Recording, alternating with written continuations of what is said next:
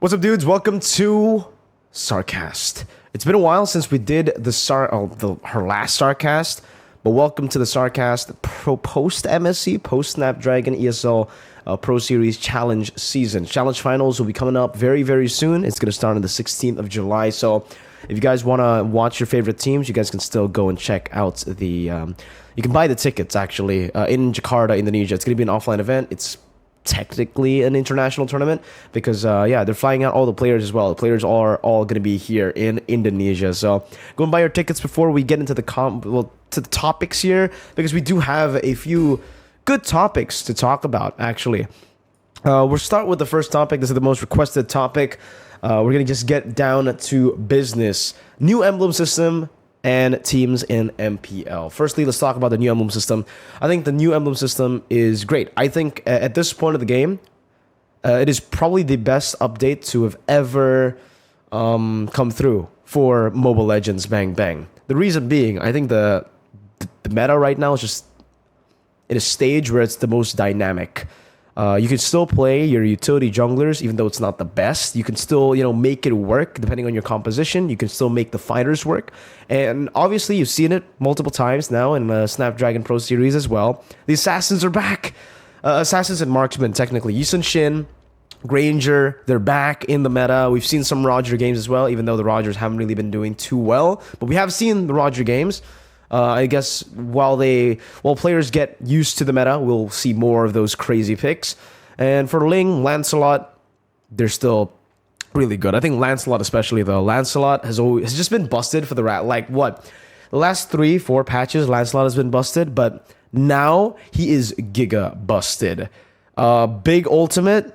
It looks bigger because they changed the whole indicator thing to make it look more accurate. But it's always, I think it's the same size. I don't think they changed that. But the damage on Lancelot is absolutely absurd with the new emblems. And I honestly just really like Lancelot. It's probably the best jungler right now, in my opinion. And because of this crazy big change that Moonton has actually implemented in the game with the last update, this has had this is going to have a big, massive impact to every team, to the Mobile Legends esport world as we know it, because especially for the teams who like playing assassins, especially for the teams who like playing utility jungler, they're all really gonna get big buffs or nerfs depending on the team. So let's start with the teams that are gonna be buffed. Okay, I think ONIC esports are definitely gonna be a team to look out for with the new patch. Now that the gold lane and the jungle have kind of like an equal carry potential in game, it's gonna be very interesting to see how Kyrie performs on assassins. He's already insane. We all remember the MSC play that Kyrie did on Lancelot. I think we're gonna see even more with the damage you have on Lance, with the damage you have on just any assassin / marksman. I think Kyrie is absolutely going to pop off. ONIC as a whole, they're already just such a good unit, and I think with this update, they just got elevated. It's kind of unfair, right? They just won MSC with the utility meta. The fact that now the assassins are back, it's going to be a bit crazy. Moving on to the next team, I think is going to do good is Bigatron Alpha. I think Bigatron Alpha have been great because have been great in Snapdragon Pro Series. They've been great post MPL ID Season 11.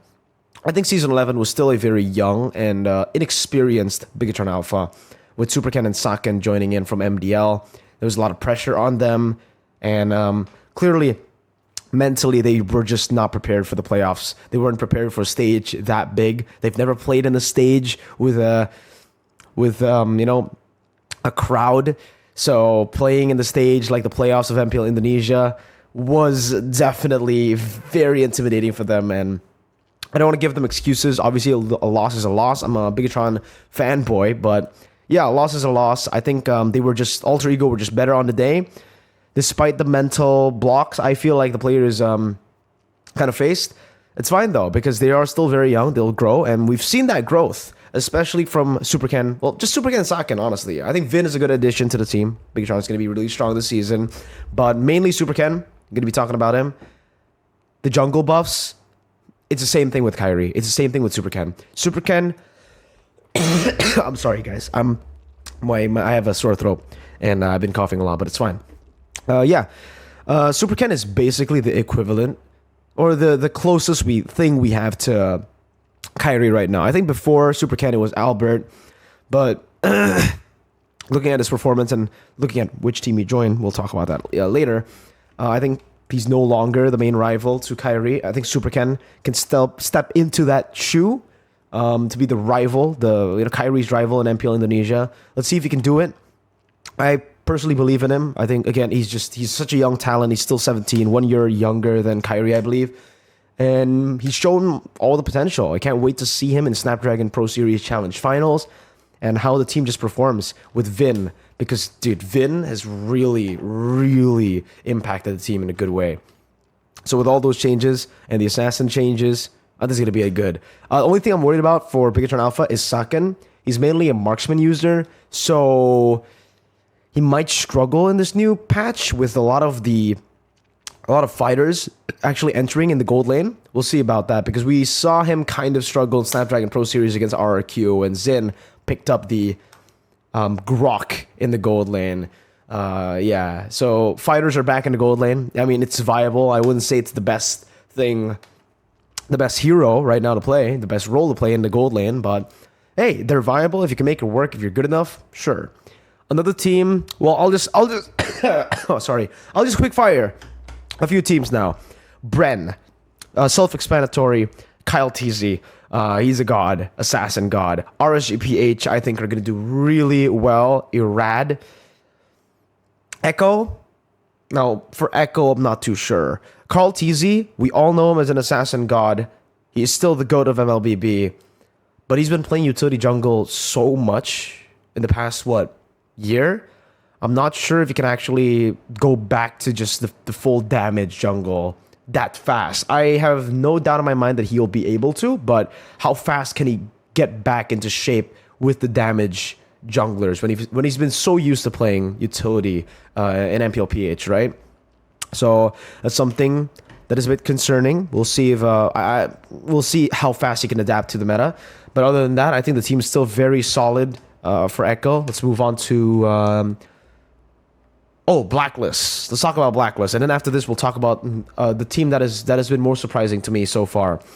Blacklist International. I think Blacklist International are actually, like a lot of people might say, Mirko, Blacklist just got hard nerfed because of the patch. Utility junglers, Fredrin, nah, no more Fredrin, no more Barats in the jungle, no more Baksha in the jungle. Mirko, Wise, he's gonna be washed. No, he's actually gonna be good. Yeah, sure, utility junglers are off, but remember, he didn't win M3 just with utility junglers. He won M3 with marksmen as well. Yisun Shin, I remember that super clearly. When he beat ONIC PH, Kyrie on an assassin on a Lancelot with the Yisun Shin, 0 deaths as well. Just absolutely wiped the floor against ONIC PH on that Yisun Shin. The fact that a lot of healers are back in the meta as well because of the new emblem, because of a lot of changes in the game. That's definitely going to benefit VYs, the duo. And I honestly just can't wait to see both MPL Indonesia and MPL PH. MPL Indonesia is going to start a bit sooner though, so get ready for that. It's going to be absolutely amazing. All the teams in MPL ID are really in it to win it, with a lot of crazy transfers that we'll get into later. But the last team that I think will just do really well with this new patch is Aura Fire. Aura has made a complete 180 again. They made a 180 in Season 7 to Season 8, right? 0 wins to making it to playoffs. And then they went last place again last season to now being considered top 3 in a lot of people's books. Van, the jungler of Aura Fire, is another generational talent. We're finally giving chances to the little kids, the little prodigies in Indonesia. For the longest time, we've just been going with like experienced players, with veterans of the game. I love the fact that a lot of these Indonesian orgs are finally seeing the potential of the prodigies we have, similarly to what PH has been doing, right? Sanford, Carl TZ back when he went M2, Kyrie, Edward. Edward is still such a young player. When he won M3, he was, again, very, very young. Yeah, even Irad, right? So Indonesia, they're finally following in that direction where, you know what? We have prodigies. We have really good players. We don't need to import players all the time. We can just use our, our MDL players who we've been trying to grow. And Van is an example of that. Van and Superken. But I want to talk about Van more here because Van is a bit more impressive to me. Superken, maybe because I didn't expect it from Van. I kind of expected it from Superken. Superken is a long-term investment from Big Turn Alpha. They signed this kid when he was like 13 or 14. And then they kept him for 3 years as a trainee until he was old enough to play in MDL/MPL. So there was hype around him already since like way back. Everybody knew his name. Everybody knew he's going to be a star. And when he became a star, it's just kind of like, yeah, it's Superken. Well, that's him. He is him. But Van is built different. Nobody knows who he was. He joined MDL. He had a solid record on the utility junglers. He's pretty good. And then, all of a sudden, this man just, I don't know how he improved that much, but he's definitely my candidate for, if you ask me right now who or how, I don't know if this is even a thing, if you can bet on MLBB awards, but if I were to put money on it, I'd probably put Van to win Most Improved Player in Season 12. I think this guy is a generational talent. I think this guy, Aura Fire hit the jackpot with this guy, and Van also hit the jackpot with Aura Fire because they were able to build a team kind of to center around him and Kabuki now. They got Kimura from the MDL. I forgot their mid laner's name, my bad. But he's also a rookie. So they have 3 rookies now, and this new Aura Fire, this new generation, looks strong, dude. It looks strong. With the loss of Godiva, I thought, it's a loss of a leader. I don't know if you can do it. With the loss of Fluffy, it's like shit. Fluffy, one of the core members of Aura that made Aura so good in season 10 and 11. There's no way Aura comes back from this. They did. And I see this. I look at this roster and I actually see a roster that has more potential than the roster that they had before. So that says something. Let me know if you guys agree in the comment section. You know what? Okay, one more team, EVOS Legends. A lot of people shit and clown on this team, but dude, watch out for Taz. He was already playing really well on Assassins in MSC when it was not the Assassin meta, when his team was down in the dirt. Everybody in the team EVOS Legends at MSC, 4 of them did not perform. It was Taz. It was literally just ONIC. It was M4 ONIC all over again, but this time with Taz. So with the changes they've made, and again, this is a meme. Everybody is, it's hating on brands is the trend right now, but trust me, this man,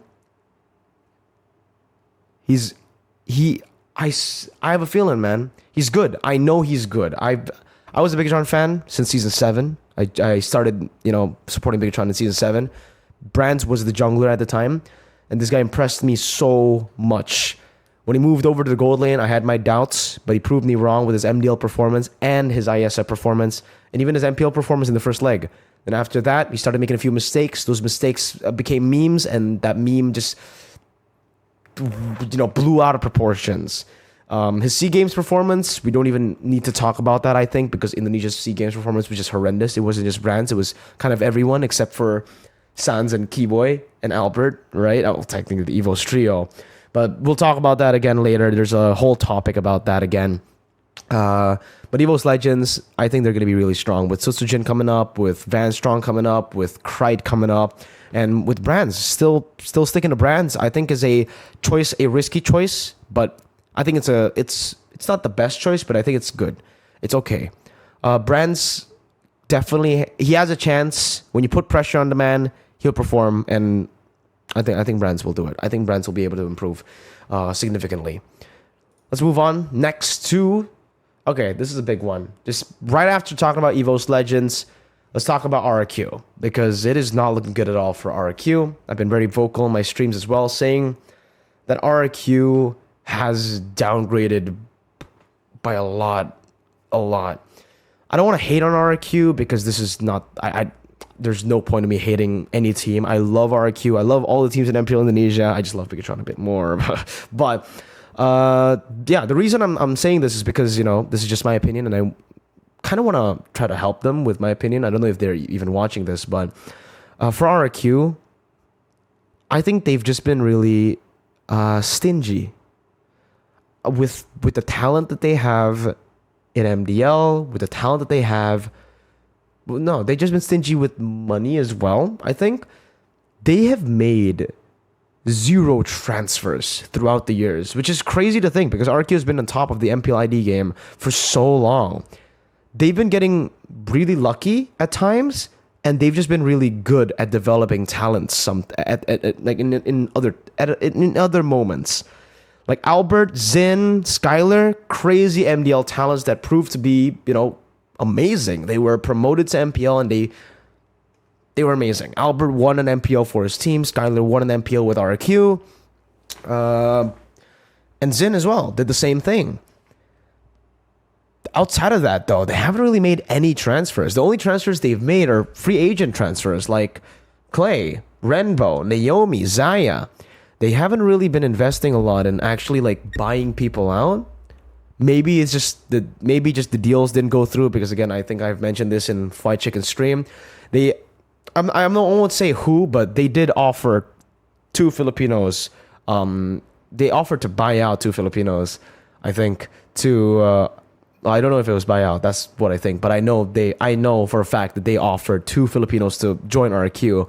And this is where the main problem starts, I think. Because, okay, maybe they're stingy, but that's just an assumption. I think it's more realistic to say that they're not stingy. It's more realistic to say that players are just not accepting. And this is the main problem for RRQ. Why the players aren't accepting a trade or the contract. RRQ is a big org. I don't think anyone thinks they're stingy with salary, right? And I think players know that too. I think the players who got offered knows that too. The fact that they rejected this offer shows you just how scary it is to become an RRQ player in this day and age, dude. It's a double-edged sword when you have a fan base as big as RRQ. When you win, it is the best feeling in the world. When you bring this team back to glory, you're going to get the benefits. But if you lose, dude, losing as an RRQ player, coach, as anyone in RRQ is just not a good time. The hate that comes through just the RRQ haters, because with a big fan base, you also have a lot of haters, but even from the fan base, the core fan base, I don't know. RRQ fans, I'm not saying all of them are bad. Obviously, most of them are actually great. Most of the RRQ fans I've met in the venue, they're just supporting their team. But the online supporters, these bandwagoners, are honestly so disgusting. They'll just hate on anyone who's underperforming, and it creates this big mental block for all the players. How are you going to perform at your max level on stage when you know if you fuck up just once, you miss a flicker, these pieces of shit are going to hate you for the rest of the time, dude? And again, big names have rejected RRQ because of this scary pressure that's going to be placed on them to do well. They're forced to do well, because if they don't, then they're fucked, and their career might just disappear, with all the negative shit that they get. As a pro player, your image, like how good you are, how people look at you and see how good you are, I can't fucking find the word right now because I'm really out of it. But yeah, people's perspective on you is very important. If you're still good, but people don't think you're good, and clips show that you're bad, no one's gonna sign you. Like, it doesn't matter how good you are. That's why I was pretty concerned for Vin when he was getting crazy hate, because even dude, Vin is one of the most famous RRQ players. The fact that he got crazy hate right after losing in MPL Indonesia Season 11 playoffs was insane. I didn't expect that amount of hate to RRQ. Everybody was spamming Vin out. It was Achil out, it was Vin out, it was Albert out, and now they're all out, and now they're doing better. Vin, I have never seen Vin perform the way he's performing right now in Big John. He is playing like Keyboy, my dudes. He is literally on the Cho, styling on everyone. Have you ever seen Vin pick up a Cho on RRQ in the last 2 seasons? I can't remember the last time I saw Vin on a Cho in RRQ. You know why? Because Cho is a hero with a hero that can be punished very easily. There's a very, very big, thin margin that you can play with to not fuck up, you know? And yeah, when you fuck up, eventually on a Cho, you're gonna fuck up. There's no way, especially on stage. That'll hurt him. And that's why I guess he's playing better right now. And that's the RRQ problem, in my opinion. Let me know what you think in the comment section right now. I don't know how to fix that problem. The only way to fix that problem is to ignore. As a pro player for RRQ, I think they need to take a page out of EVOS's book. Just don't read social media when you're competing. Really, just completely ignore social media while you're competing, because social media, it's negative though. So don't. Or you can have just a god mental, which is very hard to do because most of the pro players are kids anyways. But yeah, let's move on to the next topic. This is an EVOS topic, so we're just bumping back and forth RRQ and EVOS. EVOS Legends have demoted SarCAST to MDL, and they've actually bought out or signed Fluffy from Aura Fire, which is, again, interesting. You would expect, especially after the MSC performance, SarCAST MDL, Dlar as main lineup, main XP laner. But the fact that they bought or they signed Fluffy shows you that it's not the case. Dlar will still be a substitute. Because there's no way they'll sign a new XP laner just for the new XP laner to sit down and not do anything. But then again, that's kind of what I said. The same thing. I was like, there's no way they signed Dlar just to not play him. But that's what they did. After MSC, when he played, that was the biggest player swap that we've seen in MLBB history, by the way, when Dlar swapped with SarCAST. And the man performed. He gave ONIC a run for their money on Uranus. Now the Uranus is back. His heroes are back. Esmeralda is playable again.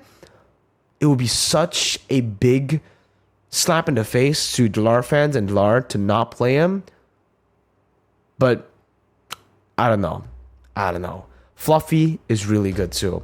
I think if there was a chance that Dlar plays and Dlar starts, it was last season, because Fluffy is better than SarCAST. If they didn't play Dlar and they played SarCAST last season, Dlar's not going to get any play time, my dudes. I'm sorry. Dlar's going to have to stick with Legends Creator. It's fine, Dlar. I think you make more money as a Legends Creator, but yeah, you might have to wait a bit longer for your playtime, man. Next on the list, we have another transfer. My goodness, this one was a shocker. This one was technically, I don't know if it was a shocker, because I kind of knew already, but I was still. It's such a shocker that even though I was leaked, I was told about this transfer, I didn't believe it. I really didn't believe it. Albert to ONIC.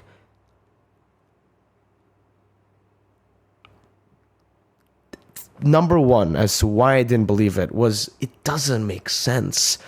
ONIC already have the MSC winning lineup. Do they want to swap Kyrie for Albert? I don't think so. The rumors are he's going to go to gold lane, so CW is going to be swapped. But do you really want to swap CW for a person who just transitioned from jungle to gold lane? Especially the CW that played at MSC, that shot on everyone? I don't think it's a good move. I really don't. So the only thing I can come up with to make it make sense is ONIC are buying their biggest competitor. They know RRQ is the only team that could beat them. Take away their best player, Albert. Take away their best player, and now RRQ is in the mud. And it worked, technically. I don't know how much the buyout was, but it was probably massive. I don't think RRQ would want to let go of their star player for anything less than crazy money, you know? So yeah, it was a massive buyout for ONIC. Technically, okay, they just won MSC, they won MPL back-to-back. They have the money, it's fine. But yeah, which is really weird to me, because, especially for Albert too, because, okay, maybe he's just looking for achievements, which is, if that's the case, then it makes sense. Obviously, you would want to move to ONIC.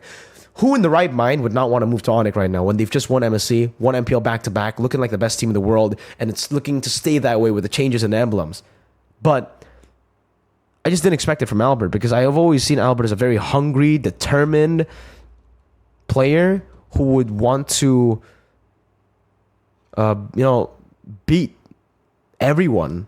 Well, I guess he still kind of wants that. He still gets that from ONIC, but he's not going to be playing. Yeb, the way he coaches, because when ONIC played in season 10 with Aldo, when Aldo was coaching, there was still a lot of rotations. Samo got playtime, Drian got playtime, so it wasn't always Sans and Keyboy. But when Yeb took over, Yeb is a no-nonsense coach, I think, right? He's like, if you don't perform as good as these players, you're not going to play on stage. These are the players who are going to play on stage. And I don't see Albert taking Kyrie's place anytime soon. Maybe when ONIC goes up against RRQ, just to make it even more intense, make it even more suspenseful, they can play Albert instead of Kyrie. But yeah, that's about it.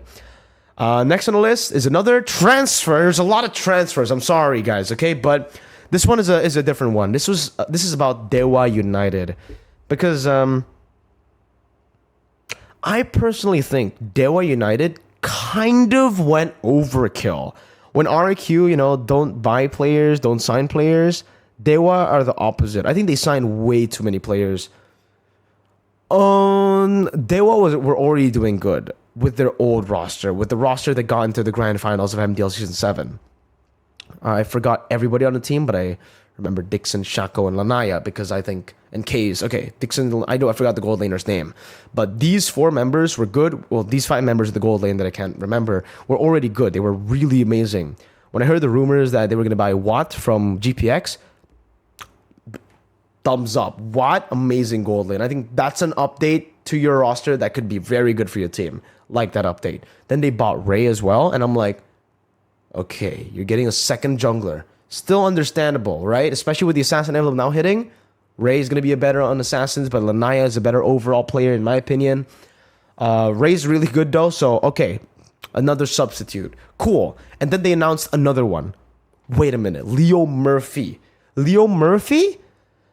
To DEWA United when you already have Shako. You already have a really good roamer. You're taking Leo Murphy who hasn't played a whole season of MPLID, who's taken a break for a whole season. To replace your...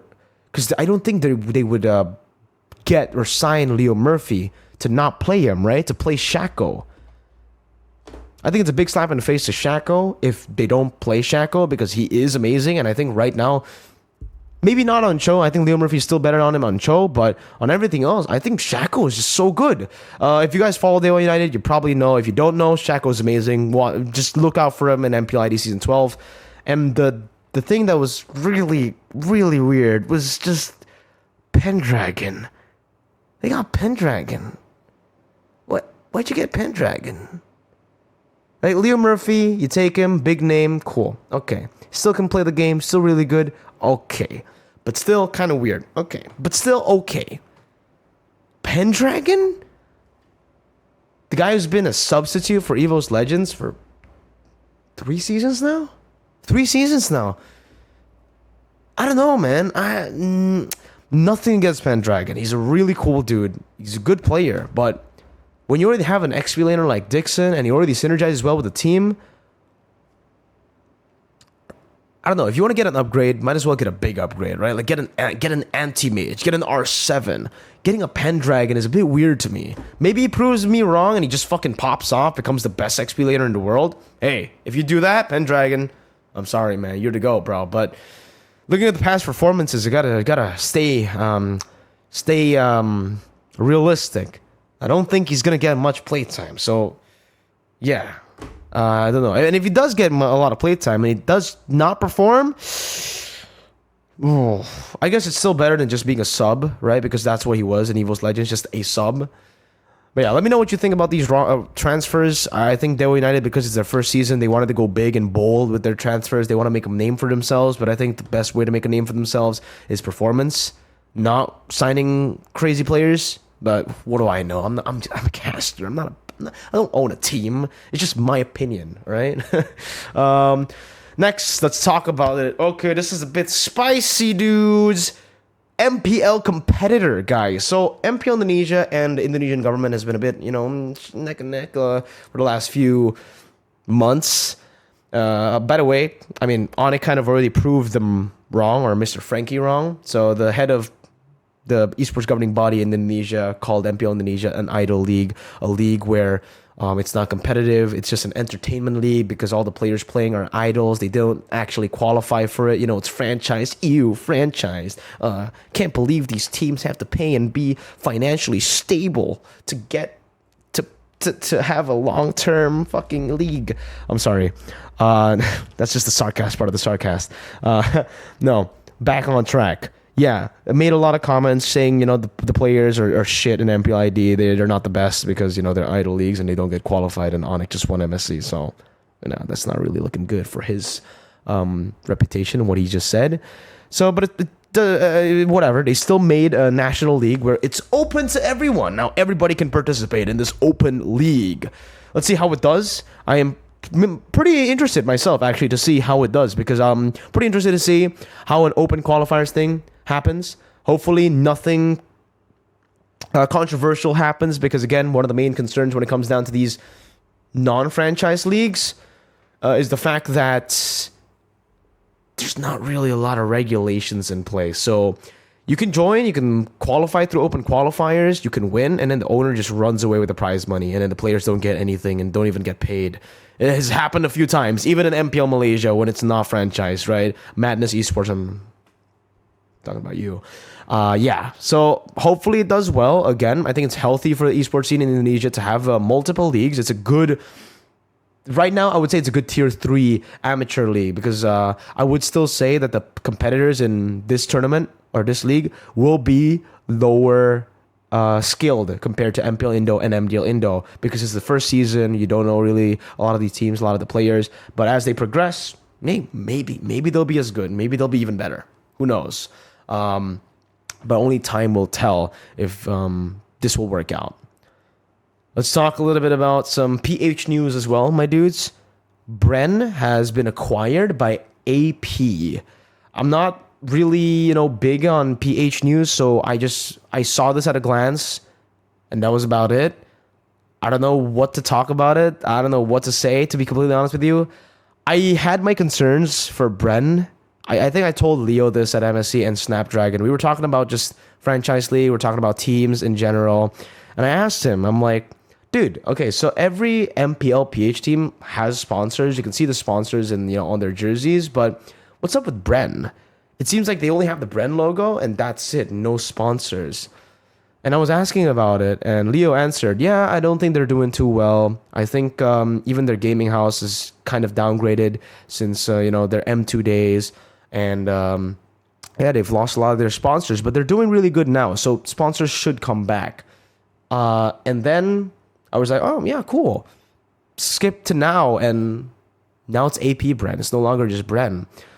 I really hope BREN doesn't die out, man. I think with this deal, it'll give them a bit more, you know, stability financially, because right now they're looking really promising with this lineup. And I think they can do really good with this lineup. So yeah, that's all I can say. I don't really know anything else about, I don't know AP. I'm sorry. I don't know what team this is, but hey, it's great to see a new name, new face. And yeah, we'll see how they perform.